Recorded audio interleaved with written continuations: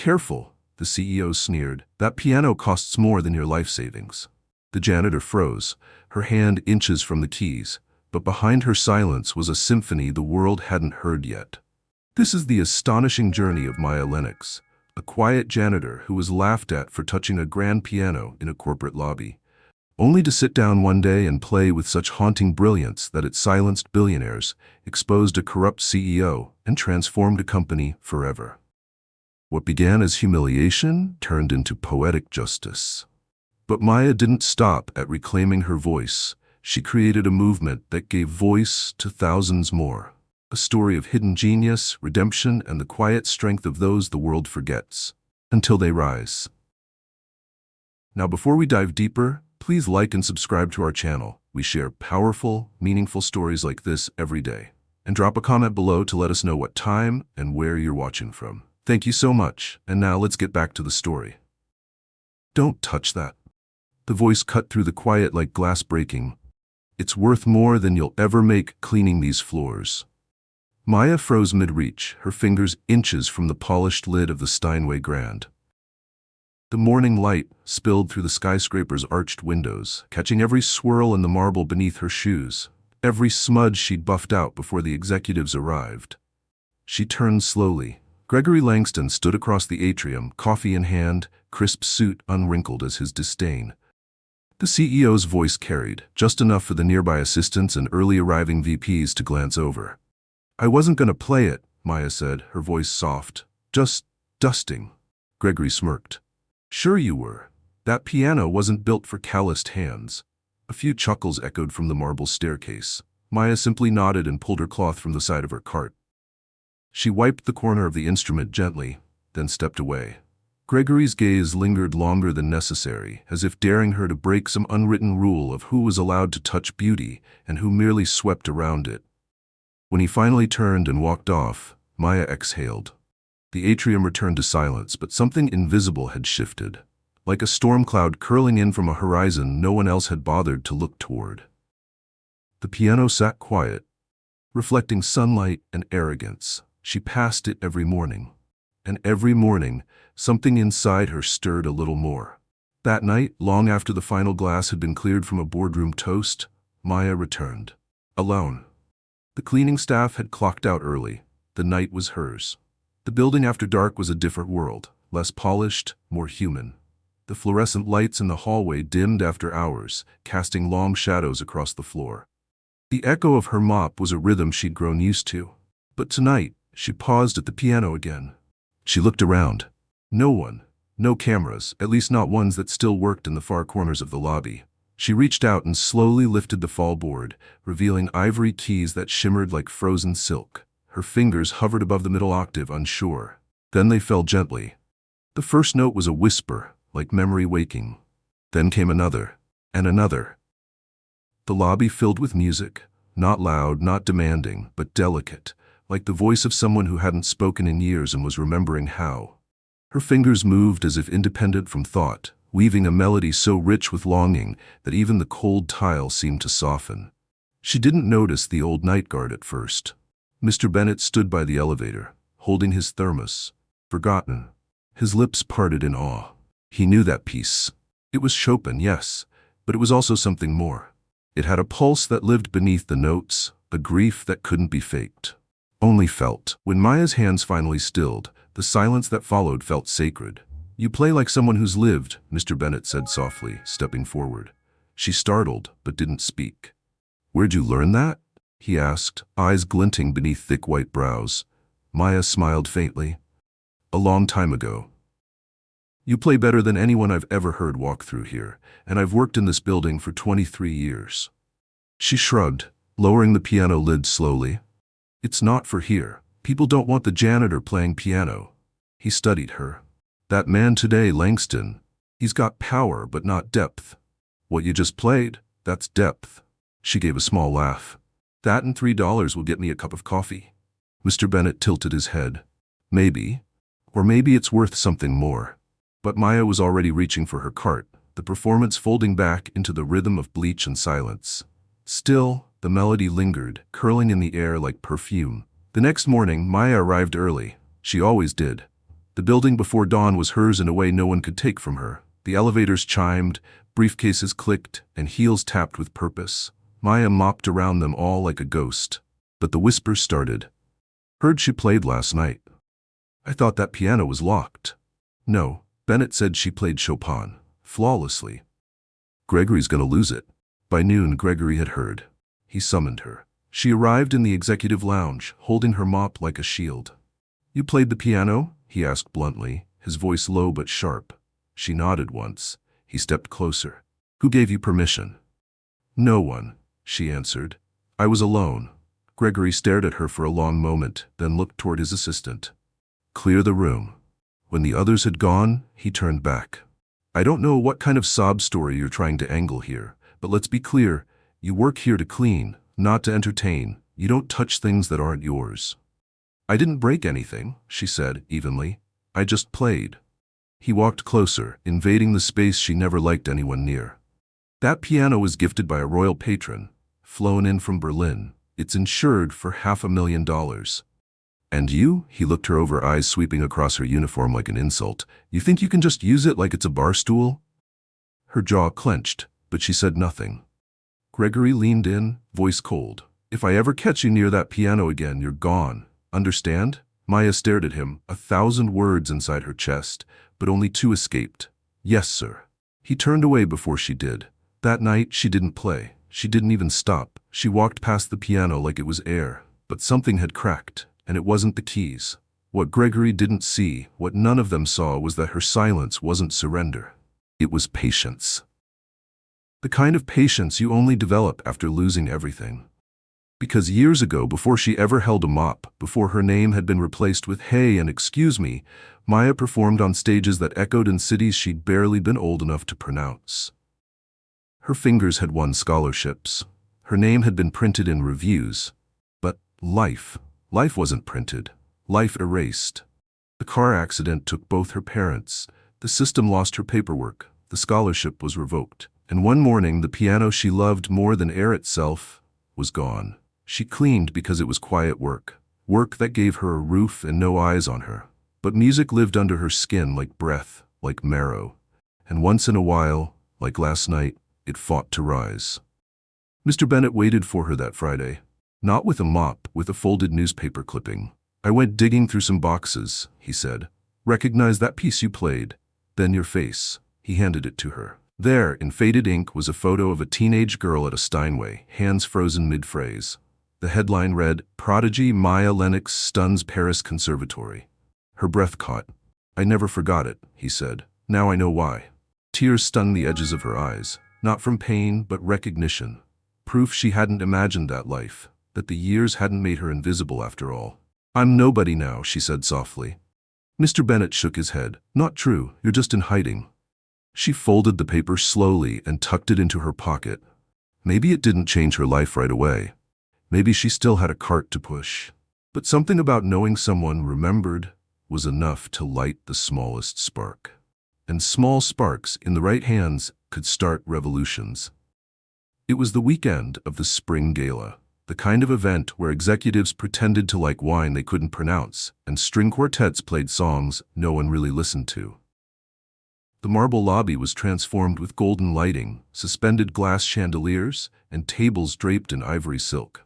Gregory Langston, in his custom-tailored tuxedo, stood at the center like a conductor in an orchestra built entirely of ego and excess. The piano sat gleaming again, clean, tuned, untouched. And off to the side, just past the staircase, stood Maya, dressed in her uniform, watching from behind the service entrance arch. She wasn't supposed to be there. But after years of fading into the background, she'd learned how to exist without being seen. She wasn't watching the people. She was watching the piano. Every time she heard laughter that didn't include her, every time the music stopped short of real emotion, every time Gregory's voice rang out like a counterfeit note above genuine melody, her fingers twitched. Not with anger, but with remembering. Evening, Miss Lennox, came a voice beside her. She turned quickly. It was Mr. Bennett, wearing his security badge over a dark gray suit, his version of dressing up. You shouldn't call me that, she said quietly. Why not? He asked, sipping from his thermos. It's your name. She smiled faintly. Not in here, it isn't. He followed her gaze to the grand piano. That instrument's been sitting like a museum piece for 2 years. No one's touched it with real soul. You could change that tonight. She looked away. I already have a warning on record. Gregory made it clear. One more slip, and I'm out. Mr. Bennet raised an eyebrow. Sometimes getting kicked out of one world is how you find your way back into the right one. Before she could answer, a tall man with salt and pepper hair entered the room from the front doors. He was surrounded by assistants, international investors, and half a dozen people trying too hard to matter. The music shifted, glasses lifted, voices hushed. That's Henry Vogel, Bennett whispered. European tech tycoon, owns a controlling stake in 7 Fortune 500 companies. Rumor is he's looking to acquire something big stateside. Gregory practically sprinted to greet him, beaming like a game show host. Henry, delighted you could join us. The two shook hands. Henry looked around with polite interest until his eyes landed on the piano. I didn't realize your firm had such refined taste, he said in a thick Swiss accent. A Steinway Model D, Berlin craftsmanship. Gregory chuckled. Yes, a gift from one of our European clients. Of course, it's mostly decorative these days. No one here quite has the hands for it. Henry's eyes narrowed. That's a shame. Gregory scrambled to cover the awkward pause. Well, we used to have performers come in, but you know how it is. Budget cuts, new directions. Henry cut him off. Would you mind if someone played? Gregory blinked. Excuse me? I'd love to hear it. See if it still sings. Gregory gave a forced laugh, scanning the room. Ah, well, I'm afraid we didn't schedule a musician tonight. That woman, Henry said, nodding toward the service arch. The one watching the piano. She looks like she has something to say with her hands. Heads turned. Maya went still. Gregory's face darkened. She's part of the custodial staff, I assure you. Good, Henry said, interrupting again. People who work with their hands usually play with more honesty. A ripple moved through the crowd like static. Gregory was cornered. Maya, he called out, voice tight. Would you please step forward?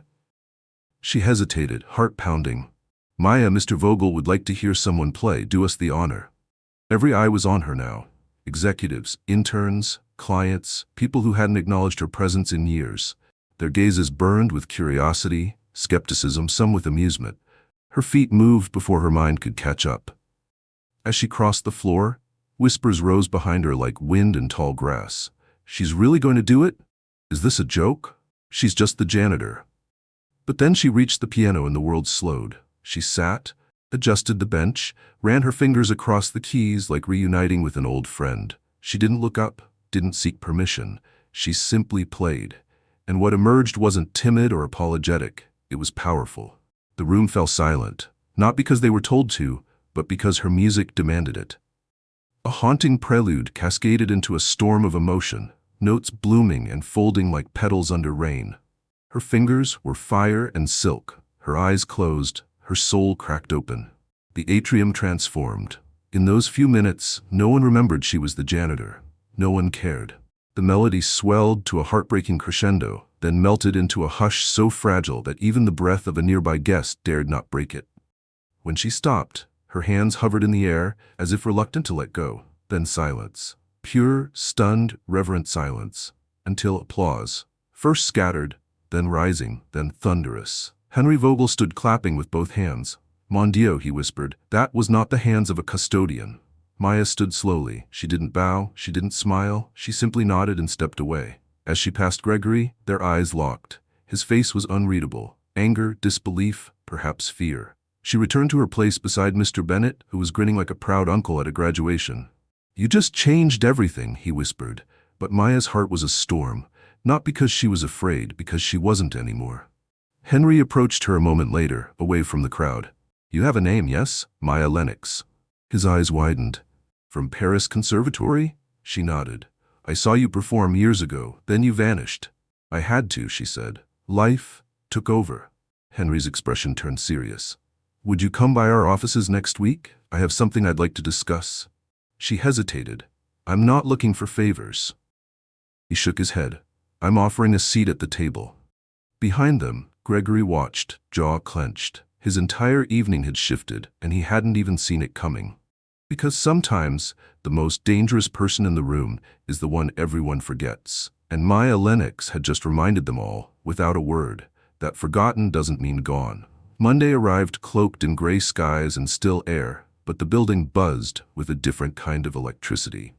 Whispers floated through glass corridors like drifting notes from Maya's piano, half disbelief, half awe. She really played like that? They said. Vogel stood up and clapped. I thought she was just a janitor. The lobby, usually a blur of briefcases and brittle smiles, now carried the scent of something unfamiliar, respect. And the origin of that shift pushed her cart quietly through the east hallway, eyes forward, heart steady. Maya Lennox didn't walk like someone who had performed in front of billionaires. She walked like someone who had nothing to prove anymore. But behind the polished doors of the executive suite, Gregory Langston was unraveling. He stood by the floor-to-ceiling window of his corner office, jaw tight, watching raindrops track down the glass. His assistant hovered nervously by the door. She hasn't said anything about it, the assistant said. Just clocked in like always. Gregory didn't turn. And Vogel? He asked for a list of stakeholders and quarterly projections, said he's interested in revisiting the valuation. Gregory turned slowly, voice clipped. Revisiting? What does that even mean? I don't know, sir, but he mentioned Maya by name. Gregory exhaled through his teeth. Find out everything about her. I want to know who she is, where she's from, who's funding her, and how the hell she ended up polishing my floors. Yes, sir. The door clicked shut, leaving him alone with his fury and the echo of a melody that wouldn't leave his mind. Downstairs, Maya was finishing her rounds when her phone buzzed. Unknown number. She answered. Miss Lennox? Henry Vogel's voice came through, warm and precise. I hope you haven't forgotten our conversation. I haven't, she said, wiping her hands on a towel. My office is a few blocks from yours. Can you come now? No pressure, just a conversation. She hesitated, but then she looked around. The glistening lobby, the tall walls, the piano, silent again, untouched. Yes, she said, I'm on my way. When she arrived at the Vogelstein building, she was led to the 27th floor. Glass, sunlight, and silence wrapped in luxury. Henri waited in a private conference room, sipping mint tea. He stood as she entered, motioning toward a seat. You're even more fascinating than I imagined.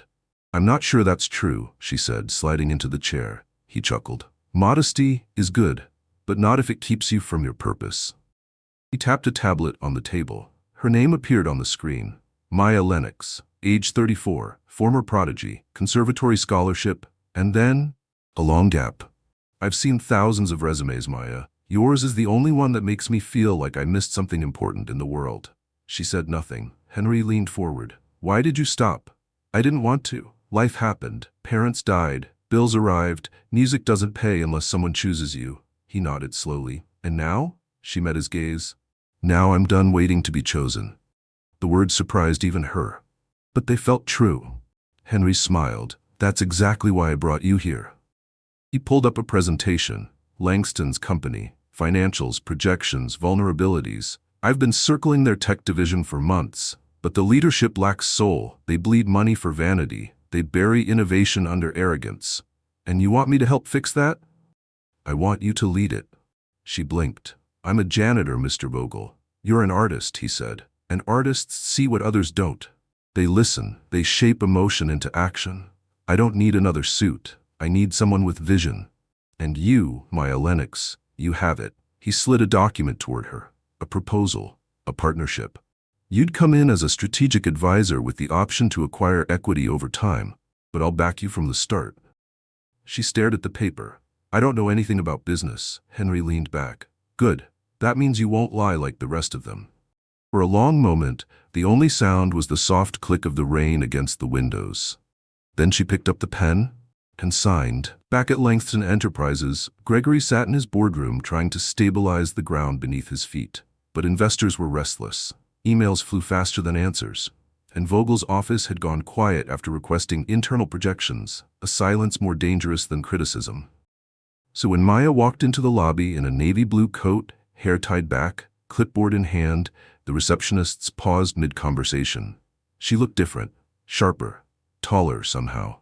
Hi, Maya, one said timidly. Maya nodded, warm but composed. Good morning.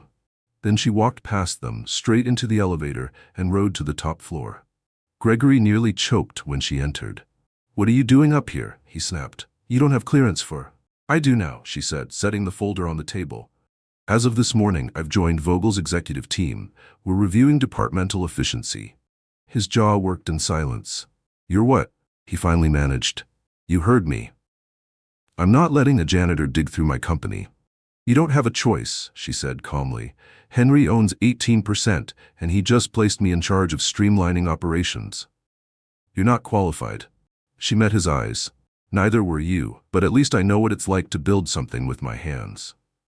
The room fell still. Gregory stood frozen as she turned and walked away. Each step down that hallway was the sound of his power slipping and her purpose rising. Later that evening, Maya returned to the piano. The building had emptied again. Silence pressed gently on the walls. She lifted the lid, ran her fingers across the smooth keys, and played. Not to impress, not to prove anything, just to breathe. The melody she chose this time was different, gentler, hopeful.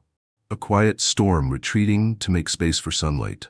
Her fingers didn't tremble anymore. They claimed the keys like old friends reunited after too long. And somewhere, beneath the echo of her music, the building itself seemed to listen. The janitor was gone. The prodigy had returned. And this time, she wasn't asking for permission. The days that followed unfolded with quiet defiance. Maya didn't walk into meetings like a conqueror. She walked in like a listener. And in rooms that had long been ruled by volume and vanity, her silence was unnerving. She didn't interrupt. She didn't bluff. She asked questions, and people answered. She met with heads of departments who looked at her warily, unsure whether to speak to her as a former janitor or as a newly minted executive backed by Henry Vogel himself. Most chose a shaky, uncertain middle ground. But what unsettled them most was her memory. "You mentioned a logistics delay back in Q2, she said to one distribution lead. "But I remember scrubbing the hallway floors when you had the supplier on speakerphone. You didn't mention delays, you told them to bury the paperwork and reroute the blame." The man blanched. I don't recall saying that." "I do," Maya said softly, "because I used to be invisible, and people speak differently when they think no one's listening." There was no malice in her tone, just truth. Truth that had waited years to be spoken. Maya never raised her voice. She didn't have to. Her words carried weight because they came from someone who had spent over a decade watching this company rot from the floorboards up. And she had seen everything. Every forged signature. Every unapproved client dinner. Every intern crying in the hallway after being humiliated for a missed comma. She had seen Gregory's cruelty paraded as confidence, his mismanagement disguised as vision, and his empire held together by silence and fear. But now, silence was no longer his weapon, it was hers. She had learned its power, and she wielded it like a scalpel. On the fourth day of her new role, she requested a private meeting with the board of directors. They obliged, reluctantly, curious, skeptical, some even amused. After all, this was the same woman who once buffed the brass doorknobs to their offices. But when she entered, wearing a tailored gray jacket over her pressed blouse, carrying no notes, no laptop, just her presence, the room shifted. "Miss Lennox," the chairwoman said, offering a nod. "You asked for this session?" "I did." "And what would you like to discuss?" Maya looked around the table, faces old and new, some hardened by habit, others softened by uncertainty. She took a breath. "I want to show you something." She walked to the wall and clicked on the projector. A series of documents flickered onto the screen, expense reports, time logs, emails, color-coded, annotated, evidence of embezzlement, nepotism, manipulated forecasts. But she didn't just accuse, she told a story. "This," she said gently, "is a company that has been bleeding quietly. Not because of bad business, but because of people who believed their titles made them untouchable. People who thought that as long as the lobby looked clean, no one would notice the cracks beneath the marble." She let that settle. Then she clicked again, and up came her proposal. A 3-phase restructuring plan. Transparent, measured, bold. She wasn't calling for a purge. She was calling for a transformation. And they listened. Not because she demanded it, but because her presence was undeniable. Her knowledge intimate. Her strategy unflinching. And because, for the first time in years, someone was telling the truth in that room. When she finished, there was a pause. Then one of the older members, Mr. Hollins, who rarely spoke in full sentences, cleared his throat. "I've served on this board 22 years, he said. "I've seen proposals from men with degrees and egos that could fill this building, but none of them made me feel the way I feel right now." Maya waited. "I feel like we owe you something," he said. "More than a seat, a future." The vote was unanimous. Maya Lennox was officially appointed Senior Advisor of Strategy and Cultural Transformation. Gregory Langston wasn't present for the meeting. He had, perhaps intentionally, been unreachable. But by evening, the news had reached him, and it hit him like a storm surge.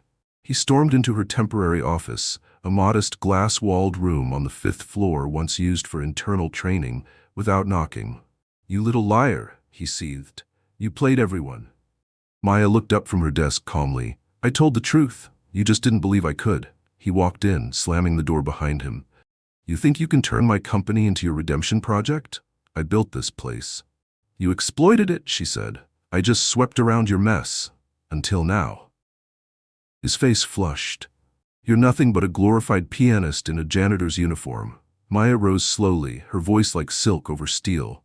"And you're a man who built his career hoping no one would notice how little music you made." He stared at her, breathing hard, but the room had changed. He wasn't in control anymore. The company no longer bent around him. It bent around the truth, and she had become its voice. "Enjoy your temporary high," he spat. "You won't last." Maya said nothing, just turned back to her desk. Because the people who threatened you the loudest were often the ones who felt the ground slipping from beneath their feet. Later that night, Maya walked the halls of the company alone. Not to inspect, not to audit, just to remember. She paused outside the copy room, where she once cried after a supervisor blamed her for a stain that had been there for years. She paused by the 3rd-floor kitchenette, where an intern once slipped her a wrapped sandwich because she looked like she hadn't eaten. She paused at the piano and sat. She didn't play tonight. She rested her fingers on the keys and breathed. This wasn't the climax. Not yet. It was the pivot, the moment the story turned. Because she wasn't here for revenge. She was here to reclaim every note she had ever swallowed down. The rhythm of the company began to change. Not overnight, not in grand declarations or sweeping firings, but in subtler ways, like music shifting from dissonance into harmony. It started with doors being left open instead of shut, meetings ending with listening instead of barking orders, and emails that no longer opened with demands but questions. Maya didn't issue mandates, she made suggestions that stuck. What if the intern program wasn't just unpaid labor, but an incubator for real voices? What if the overworked night crew could rotate into daylight hours for visibility? What if the unused executive lounge could become a creative space for collaboration, regardless of rank? Most of her ideas sounded small, quiet even. But change doesn't always begin with noise. Sometimes it begins with people seeing themselves differently. "You speak like you've lived here forever," one junior developer told her after a morning roundtable. "I have," she replied gently. And that was the difference. While others had flown in, chased titles, and learned the company from glossy reports, Maya had absorbed it from the roots up. She knew the tempo of the place. And now she was rewriting its melody. But not everyone welcomed the new music. Gregory's smile grew tighter by the day. He still wore the same suits, still barked at his secretary, still strutted the halls like a lion in a shrinking zoo. But the air had changed. People began to look past him. Some even looked afraid. Not of Maya, but of what might be exposed next. And they had reason to worry, because while she listened during the day, she investigated at night, quietly, thoroughly. Her office light stayed on long after the others went dark. Files were cross-checked, financial trails followed, and forgotten hard drives dusted off and decrypted.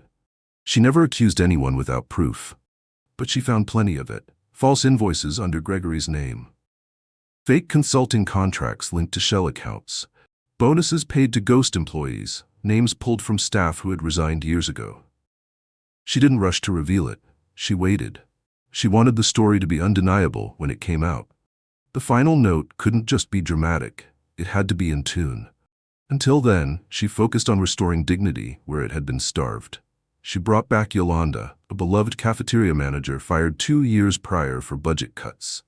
Yolanda wept in the break room on her first day back.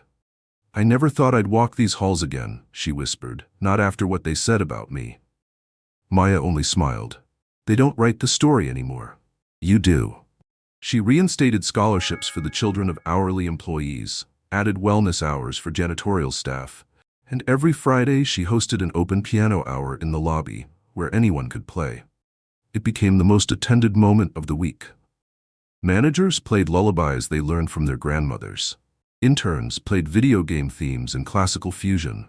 Once, even the CFO played, awkwardly, but with visible joy. And Maya? She played last, never first.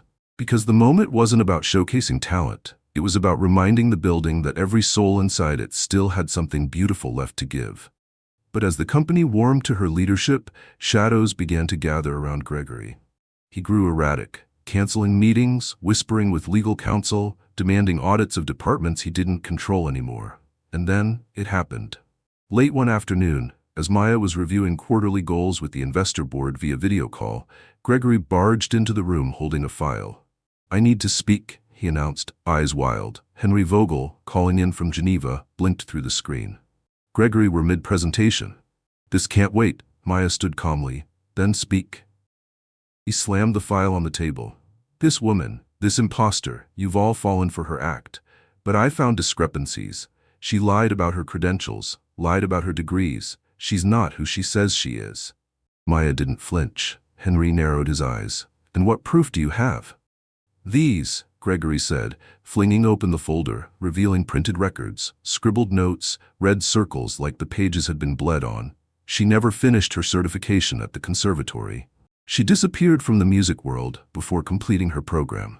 Her references are ghosts. She was never fully qualified. For a beat, silence. Then Maya stepped forward, picked up one of the pages, looked it over carefully, then placed it down. "You're right," she said. Everyone stared. "I didn't finish my program. I dropped out after my parents died. I lived in shelters. I worked in diners. I took janitorial jobs. I cleaned buildings that once had my name on their guest lists, and I never asked for anyone's sympathy." She paused, then added quietly, "But I never lied." Henry leaned forward. "And what of the talent we all witnessed?" Gregory scoffed. "Talent? A street performance?" Maya turned to him. "Gregory, you've spent your career convincing people that power is the same as talent, that performance is the same as leadership, that if you dress a failure in a $1,000 suit, it'll stop being a failure." Then she reached into her own folder and laid down the evidence she'd been gathering. The shell companies, the internal theft, the falsified tax documents, everything. Gregory went still. The color drained from his face. Henry Vogel's voice, when it came, was colder than winter wind. "You accused someone of lying because they didn't finish school. Meanwhile, you've stolen more from this company than any fraudster I've ever met." Gregory tried to speak. But words are useless when character has already spoken louder. Henry turned to Maya. "You've done more to rebuild this company in 6 weeks than he did in 6 years. Maya Lennox, as of now, you are acting president. The board will finalize your appointment next week." The call ended. Gregory stood in the room, frozen. Maya looked at him, not with hate, but with history. "You once told me I wasn't allowed to touch the piano," she said. "You never asked why my hands shook." Then she walked out. Downstairs, the atrium was filled with the sound of music again. Someone was playing. Maya didn't stop to see who. She just listened and smiled. Because the company wasn't just changing, it was beginning to heal. The morning after Gregory Langston was suspended, the building felt different. Not louder, not faster, just lighter, as though the very bones of the place had exhaled for the first time in years. There were no parades, no champagne toasts or triumphant speeches. Just a quiet shift in the way people stood straighter in elevators, the way assistants met each other's eyes with a spark of ease, the way the security guard held the door open longer for the interns coming in with backpacks and coffee cups. At the center of it all was Maya Lennox, moving through the halls with the same graceful quiet she had always carried. But now, the silence around her wasn't from dismissal. It was respect. She hadn't asked for the title, but it had found her. Acting president. The words felt strange on paper, not because they were undeserved, but because there was no precedent for someone like her in that role. Not in the corporate world. not in a company that once laughed when she touched a piano lid. Her first day in the new office, a glass-paneled suite overlooking the city skyline, was filled with handwritten letters from team members thanking her for listening, for seeing them. Not as tools, not as roles, but as people. She read every word, signed every response herself. And yet, even with the elevation, Maya never changed the rhythm of who she was. She still arrived early, still checked on the cleaning crew before heading upstairs, still carried her own tea from the break room, despite the executive assistant insisting she didn't have to. She kept the piano in the atrium, had it tuned professionally every 2 weeks, and every Friday she still played the closing piece after open hour. Something humble, something aching, something that wrapped the week in memory. But not all memories stay buried. One afternoon, as the city's sun glazed the windows gold, a visitor signed in downstairs. No one recognized his name. He wasn't a vendor, not a client, no scheduled appointment. Yet when Maya saw the name scrawled in the visitor's log, the pen in her hand trembled for the first time in weeks. Elias Chambers. She hadn't heard that name in over a decade. Not since the day he left her in the wings of a concert hall, promising he'd be right back, then never returned. He was her first mentor, her first teacher, the man who discovered her in a broken community piano class and said, "You don't play notes, Maya, you tell secrets." She thought he had believed in her, until he vanished without explanation. Now he was in her lobby, and he was older. Hair gray and thinner, shoulders less proud, but the same deep-set eyes, the same slanted half-smile as if he knew things the world hadn't caught up to yet. She stood in the middle of the atrium watching him approach. He removed his cap slowly. "I wasn't sure if you'd remember me." "I never forgot," she said. "I saw the video," he said gently. "You, at the gala, that piece you played, it carried everything I hoped you'd become. I knew it the moment I heard the second bar." She said nothing. The silence between them was too full. "I didn't come to explain," he added. "You deserve more than apologies. But I wanted to see you, to say I was wrong to leave." Maya's throat tightened, but she didn't cry. "You left when everything fell apart. I waited in a hotel room for 2 nights thinking you'd come back and help me understand why it all stopped." Elias looked down. "I was scared. The label pulled my funding. I was sick. I didn't want to drag you down with me." "I didn't need protection," she said, voice low. "I needed someone to stay." He nodded slowly. "I know that now." A long pause. Then he reached into his worn jacket and pulled out a folder. "I don't want anything from you," he said, "but I've been teaching again. Young talent. They don't have exposure or resources, but they have fire. And I thought, if anyone could help them, give them what I couldn't give you, it's you." She opened the folder. Photos, names, short bios of students barely old enough to dream big, but already burdened by the weight of ceilings they'd been told not to touch. "This could be more than a company," Elias said. "It could be a bridge." Maya stood still for a long time. Then she looked up at the piano and nodded. That evening, she gathered her core team in the conference room. No PowerPoint, no spreadsheets, just a whiteboard and a dream. "I want to create a program," she told them. "A real one, not just a PR campaign. A foundation that finds talent hiding in overlooked places. Not just musicians, coders, artists, writers, engineers, people with potential and no platform." Her voice didn't waver. "I want this company to be known not for what it sells, but for what it lifts." No one interrupted. They just leaned forward, one by one, and said yes. By week's end, Maya had assembled a planning committee, secured matching funds from Henry Vogel, and booked the company's largest auditorium for a pilot showcase. And still, she made time to play. Friday arrived. The lobby was full again. This time not just with employees, with students from public schools, first-year interns, retired workers who had once felt invisible. When Maya sat at the piano, she didn't play a classical piece. She played something her mother used to hum when folding laundry, a lullaby with no name. A song of home, of memory, of pains softened by time. She let it float, and as she played, she thought of all the nights she'd wiped floors, wondering if her story was over. And now, here she was, not just surviving, but writing the next chapter. With her hands, with music, with truth. As the last note lingered, the crowd rose, not in applause but in recognition, because some songs aren't performed, they're lived. It began with a whisper, a note on a desk. a rumor drifting through supply closets and dimly lit conference rooms. Gregory Langston wasn't done. Suspended? Yes. Shamed? Certainly. But not destroyed. And men like Gregory, who built their identity from the illusion of control, didn't go quietly. They recalculated. They watched the clock from the shadows. They waited for the moment when the world blinked. And Maya Lennox, she was blinking less and less. Each day her vision for the company deepened. Her mentorship foundation, now called the Undersong Initiative, had garnered national press within a week. Local news anchors called her the unlikely CEO with the soul of a poet. Schools began calling. Artists began writing in. Corporate partners, long silent, re-emerged, eager to be affiliated with something pure. Maya stood at the helm of a company that was finally waking up to its own humanity. But light draws shadow, and in the silence of his revoked credentials, Gregory had not been idle. He had allies still, quiet ones, men who missed his ruthlessness. Board members who feared Maya's empathy might lead to unprofitable mercy. Old clients who wanted the world to stay the same. And he had something more dangerous than allies. He had access. A former assistant, bitter over being reassigned. An IT contractor who owed Gregory a favor. A passcode never changed after his exit. And one afternoon, while Maya was in a meeting with a group of young software apprentices from a local community college, Gregory inserted a flash drive into a laptop 2 floors below. He didn't need to stay long. He'd written the code himself years ago, back when he believed every system should have a back door, just in case he ever needed to slam one shut.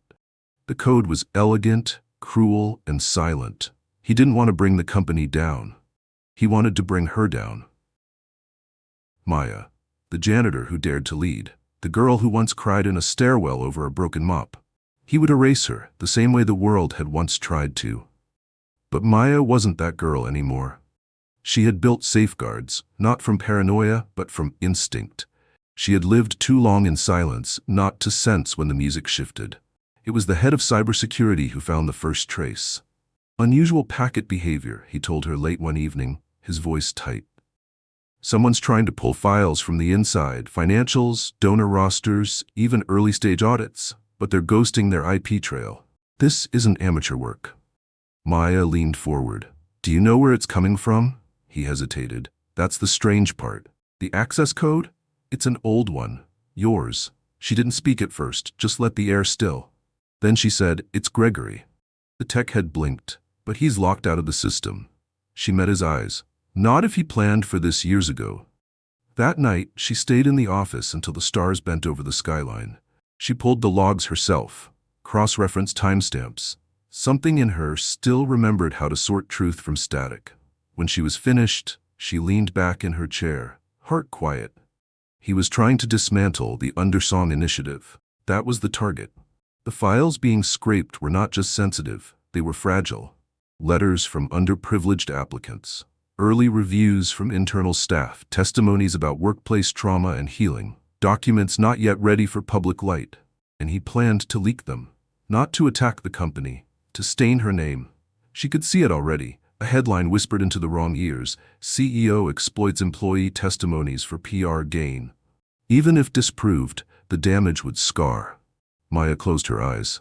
She could feel the keys of a piano beneath her fingers. Not ivory now, but metaphor. Her whole life had been played on an instrument no one believed she deserved to touch. And now, just when the melody had begun to turn, someone was trying to snap the strings. But she didn't cry. Instead, she stood, and she acted. By morning, the story had changed. She called an all-hands meeting, not in a boardroom, but in the atrium. No agenda, no slideshow, just her. And the piano. When everyone had gathered, she sat at the bench and played for a full minute before saying a word. A slow, solemn tune. Minor T, unfinished. Then she stopped and looked up. There are people who believe that when truth begins to shine, it must be covered, she said. That empathy is weakness, that the voices we uplift are too soft to endure. She looked out over the sea of employees, interns, maintenance workers, and partners. Someone is trying to dismantle the Undersong Initiative. They've hacked our files. They want to leak half-written stories, unformed thoughts, private confessions, so that the world doubts the people we're lifting up. Gasps rippled across the floor. She let them settle. But I believe, she continued, that light is stronger than shadow. And we won't hide. Then she did something Gregory would have never expected. She released the files herself. The next morning, Maya and her legal team carefully posted the initiative's internal testimonies, fully redacted and anonymized where appropriate, along with a letter explaining what had happened and why. "We believe," the letter read, "that healing cannot happen in secrecy. We believe in ownership, and if anyone seeks to use our honesty against us, we will respond with more honesty, not less." The response? Overwhelming. Not shame, solidarity. Employees from rival companies posted their own stories in support. Musicians shared videos of themselves playing Maya's Friday pieces in tribute. One letter came from a retired CEO of a rival tech firm who wrote, "I've led with fear. I wish I'd had the courage to lead with music." Gregory's plan backfired, and when the board reviewed the breach, the trace evidence from the hacked access codes and the corroborating footage from the IT wing, they moved swiftly. Legal action.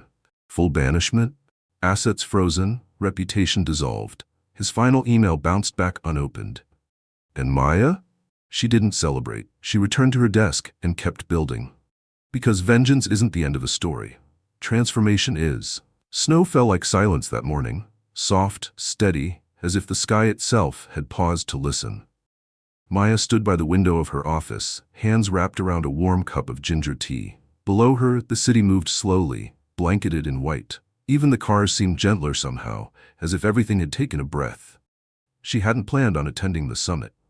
When the Global Creative Equity Foundation reached out with an invitation to present the Undersong Initiative at their annual gathering in Vienna, she'd almost said no.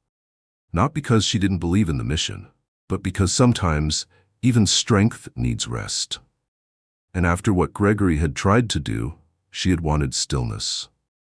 But then she'd reread the first letter she ever received from a girl named Eliana, a 12-year-old violinist from a shelter in Houston who had sent in a recording of her playing Bach with a cracked bow and her mother's old phone.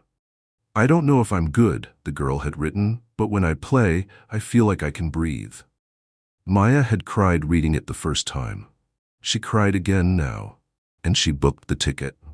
The summit took place in the Musikverein, the Golden Hall of Vienna, walls bathed in soft chandeliers, ceilings frescoed with angels and mythic gods. It was the very definition of legacy.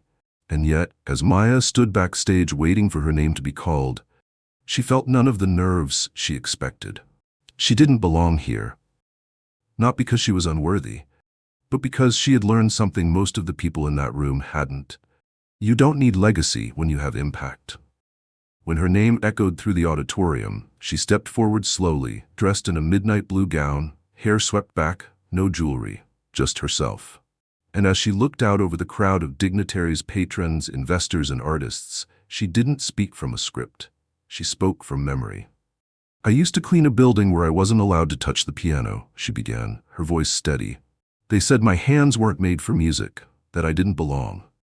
She paused. "But music has no gatekeepers. It finds you, and it follows you.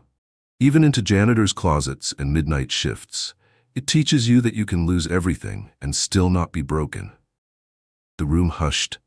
"I created Undersong for every person who has ever been told their gift is inconvenient, for every child who whispers dreams to themselves at night because no one else will listen, for every story still hidden inside someone cleaning floors right now." Silence bloomed into applause, gentle at first, then thunderous. But it wasn't the standing ovation that stayed with Maya. It was the woman who waited for her afterward. She was tall, elegant, and older, with silver hair swept into a loose twist and amber eyes that caught the light like flame. She introduced herself softly. "Clara Voss," she said, "I once studied with your mother." Maya's breath caught. "She taught at the Royal Conservatory when I was 19, Clara continued. "Before the accident, I recognized your phrasing the moment I heard it." Maya blinked, stunned. "You knew her?" Clara nodded. "We were close. Your mother had a gift that couldn't be trained. She could make silence ache, and so can you." For a moment, neither spoke. Then Clara reached into her bag and pulled out a small leather-bound notebook, frayed at the edges.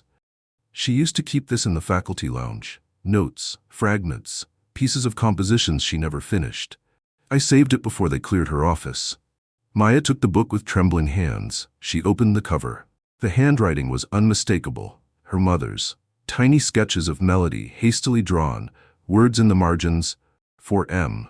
When you are old enough to play this, I'll be proud no matter how it sounds. Tears welled instantly. She never got to finish it, Clara said. But maybe you can. Maya clutched the book to her chest. I will. That night, back in her hotel room, Maya sat by the window with the notebook open across her lap. Snow drifted outside like scattered sheet music, and for the first time in years, she wasn't just thinking about how far she'd come. She was thinking about where she came from. Her mother, Maya Lennox, wasn't just a teacher or a mother. She was her first audience, her first believer. And this unfinished song? It was a message sent across time. Maya pulled her small travel keyboard from her case, sat cross-legged on the bed, and began to play the first measures of the melody from the notebook. Soft, searching, like someone feeling their way through memory in the dark. She changed one note, then another. Her mother's ghost didn't flinch, because it wasn't about perfect imitation. It was about finishing the story. Hours passed. She played until her fingers ached, then rewrote, then played again. By morning, she had something new, a completed piece. Not hers, not her mother's, theirs. When she returned to the company the following week, she brought the composition with her. On Friday, she didn't announce anything. She simply sat at the piano in the atrium as usual and began to play. But the music was different this time, deeper, not mournful, not triumphant, just full. People stopped walking, sat down on the stairs, on the floors, on the railings.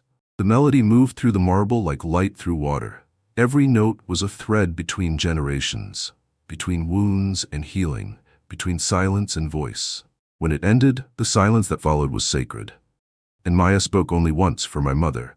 Then she stood and walked away. No applause, no cameras, just stillness. Because some songs don't end, they echo, and they carry us home. The first ripple began with a school in Detroit, an email, a teacher's quiet request. We have 5 students who've memorized Chopin by ear. We don't have instruments, we don't have sheet music, but we have heart. Maya read the message twice, then sent them 5 digital pianos within the week. It was nothing, and it was everything. The teacher posted a video of the students receiving the instruments. Their joy was quiet, reverent, the kind of joy born not of surprise, but of recognition, as if, for the first time, someone had looked into the room and seen them. The video went viral. The next day, 2 more schools wrote in, then a nonprofit, then a parole program for formerly incarcerated youth who had started a jazz ensemble in the back of a YMCA. Undersong wasn't just a foundation anymore, it was a movement. It spread through city halls, music classrooms, spoken word collectives, dormitory basements. Maya didn't try to contain it, she just listened, adapted, made sure the funding flowed where it needed to go. She removed red tape, replaced it with red ribbons, literal ones, tied around handwritten letters of welcome, of encouragement, of we see you. And with every story that emerged, of children composing on borrowed instruments, of teachers quitting side jobs to focus on mentorship, of strangers holding recitals in subway stations, the world began to shift. But for all the press, the articles, the praise, Maya still worked like a woman building a house she would never fully live in. There was always more to do, always one more unseen child to find. Until the letter came. It arrived on the anniversary of her mother's death. Unmarked envelope. No return address. Inside a single page. Typed, clean.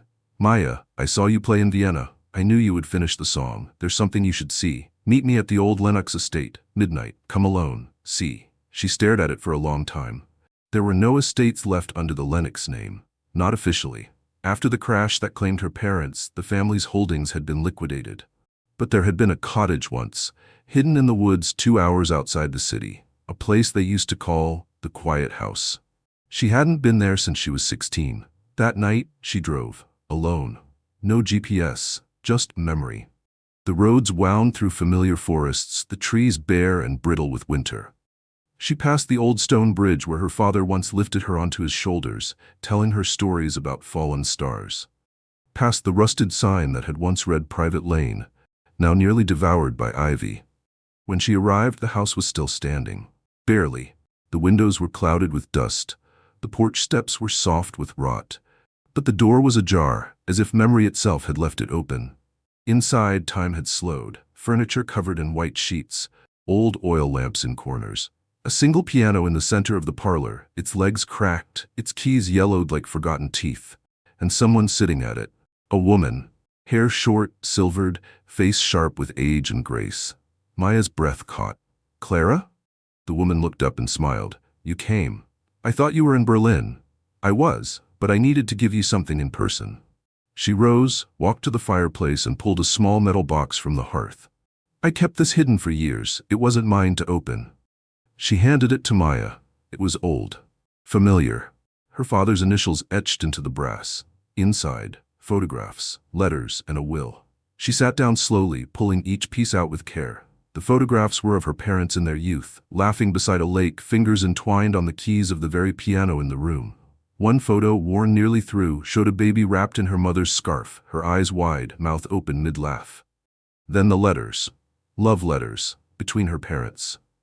Full of music metaphors and dreams about raising a daughter who would know both grit and grace. But the will. The will changed everything. It named Maya as the sole heir not just to the property, but to a music endowment fund created secretly by her father before his death. A fund never claimed. One with enough capital to establish a full conservatory. She blinked. "Why didn't I know?" Clara sat beside her. "Your uncle, your legal guardian after the accident, intercepted the filings. He believed you needed a normal life, stability. He never meant to steal from you. Just to protect you." Maya swallowed hard. "By taking away my music?" "No, by taking away your pain." They sat in silence. Snow tapped the window like a distant metronome. Finally, Maya stood and walked to the piano. She sat, ran her fingers over the keys. Most didn't play, but one, middle C, still held a voice. She pressed it. It rang out, thin but clear. Then another. Then another. She began to play. A slow, halting version of the melody her mother never finished. The one she had completed in Vienna. And Clara sat in the armchair nearby, closing her eyes, listening as if hearing something she had waited years to remember. When the piece ended, Maya whispered, "Do you think she would have been proud?" Clara opened her eyes. She already was. Maya stayed until dawn. She left the box with her, but took the letters. She drove back to the city not as a CEO, but as a daughter. And when she arrived, she called her legal team. "I want to rebuild the cottage," she said, "not as a home, as a sanctuary." And so she did. 6 months later, the Lennox Sanctuary for Young Creators opened its doors, a place of quiet, of reflection, of renewal. No tuition, no press, just pianos, journals, warm light, and people who believed in second beginnings. And Maya? She never took a title there. She just showed up sometimes and played. The lights were too bright. Maya stood just off stage, behind the velvet curtain, hands clasped loosely before her. In the audience beyond the glare were 1,000 faces. Journalists, world leaders, CEOs, artists, philanthropists, all gathered in a hall that echoed history, awaiting the closing keynote of the Global Humanity Awards. Her name had been whispered for months, Maya Lennox, the janitor who changed the world. They said her name with reverence, curiosity, even disbelief. A woman who rose from polishing floors to reimagining the way corporations nurtured human souls. Tonight, they wanted to honor her with the Global Luminary Award.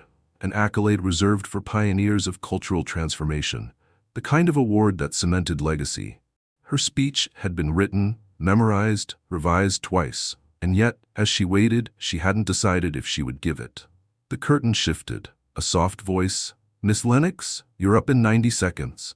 She nodded, but didn't move. Instead, her eyes fell to the first row of seats. Eliana was there. The 12-year-old violinist from Houston, now 14, sat in a navy blue dress, hair braided with silver thread, clutching her violin case like a sacred relic. Maya had invited her quietly, not as a performer, just as a witness. But Eliana didn't want to just watch. She wanted to play. And Maya had promised her a stage. She stepped back from the curtain, walked into the wings, and found the stage manager. "I'd like to change the program," she said. "I'm giving my time to someone else." There was a pause, a blink. "But you're the closer." Maya smiled gently. "Exactly." Eliana stepped onto the stage moments later, blinking against the lights. No one knew who she was, not yet. She walked to the center, alone, lifted her violin, and played. Not perfectly, but beautifully. Raw, full of life and longing in every note Maya had once carried in her own chest. The audience went still, then rose. The applause was like thunder, Eliana bowed, shaking, tears in her eyes. Maya joined her quietly, took her hand, raised it high. The cameras snapped, but Maya didn't look into them. She looked at the girl beside her. Because this was the point. Not the praise, not the legacy, but the echo. And on that stage, Maya Lennox did not take the mic.